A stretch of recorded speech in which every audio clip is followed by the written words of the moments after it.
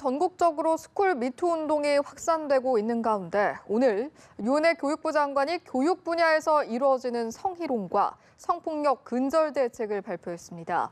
피해자에게 생길 수 있는 2차 피해를 방지하고 사립학교 교원이 가해자일 경우 징계 수위를 국공립 교원 수준으로 하도록 하는 게 주요 내용인데요. 관련 내용 용화여고 성폭력 뿌리뽑기위원회 오예진 위원장 전화 연결해서 이야기 나눠보도록 하겠습니다. 안녕하십니까? 네, 안녕하십니까? 예, 안녕하세요. 사실상 스쿨 미투 운동이 용화여고에서 촉발이 됐다라고 봐도 무방할 것 같은데 일단 이 질문부터 드릴게요. 관련 교사들에 대한 징계가 있었다고 들었거든요. 네, 맞습니다. 예, 그 가해자에 대한 처벌을 이끌어내기까지 어떤 과정들이 있었나요? 먼저 저희 졸업생들로 이루어진 위원회에서 예. 교육청이 가장 먼저 신고를 했었고요. 그 재학 당시에 경험했던 성폭력에 대해서 신고를 했고 그 이후에 교육청에서 학교로 특별감사를 나갔었어요. 예. 그래서 재학생들도 피해 사실을 설문조사로 응답하고 포스트잇으로 미투를 응답을 해서 교육청에서 결과적으로 18명의 가해교사와 방황교사에 대해서 징계 결과를 내놨고요. 예. 저희가 지속적으로 1인 시위나 대자보나 집회 같은 압박 활동을 계속해서 학교에서는 징계 결과를 그대로 받아들인 상태입니다. 예, 그런 과정이 있었고 네. 저희가 오늘 윤해 장관의 대책 발표 내용으로 좀 다시 돌아가 보겠습니다. 사립학교 교원의 처벌 수위를 공립학교 교원 처벌 수위로 한다 이런 내용이 있었는데 용화여고도 저희가 이제 사립학교인 걸로 알고 있거든요. 네, 맞습니다. 그 사립학교이기 때문에 그동안 처벌이 약하게 내려졌던 경우가 있었나요?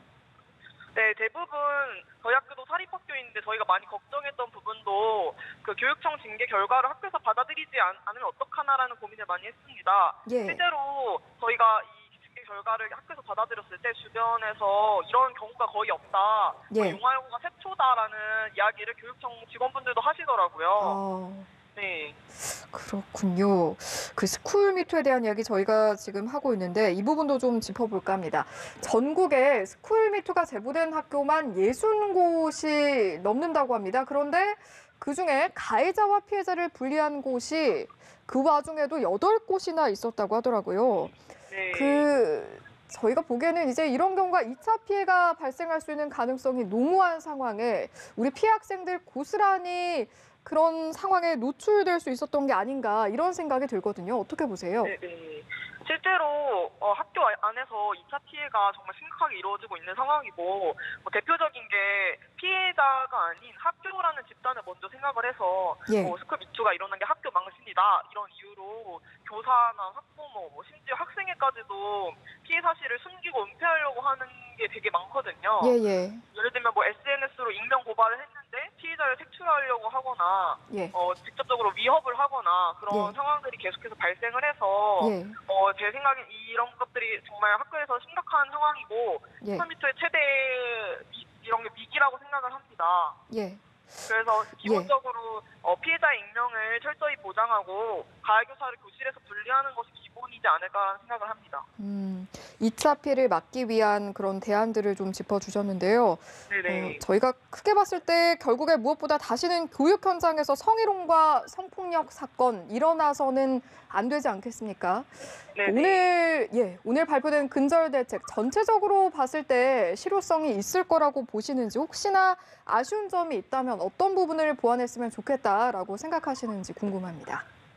우선 지금 스쿨 미투가 연속적으로 나오고 있는 상황에서 교육부에서 제도적으로 응답해줬다는 점에서는 긍정적으로 생각을 하는데요. 예. 특히 사립학교 교원 징계 수위를 공립학교랑 맞추는 것이나 피해자에게 징계 결과를 통보하는 의무 이런 것들은 구체적이기도 하고 매우 필요한 제도라고 생각을 합니다. 예. 그런데 아쉬운 점이라면 성폭력 실태 파악이나 학교 문화 개선에 대해서도 윤해 장관님이 짚어주셨는데 그 부분이 방향성만 제시되고 어떻게 제도가 마련될지는 좀 추상적이어서 좀 더 구체적인 제도 마련이 필요하지 않나라는 생각을 하고 있습니다. 좀 더 구체적인 제도화 마련이 필요하다라는 점 지적해 주셨고요.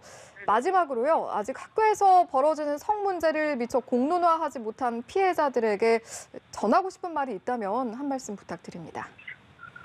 저는 스쿨 미투 운동을 지속하면서 느끼는 점이 피해자들의 연대가 절실하다는 생각을 많이 했거든요. 예.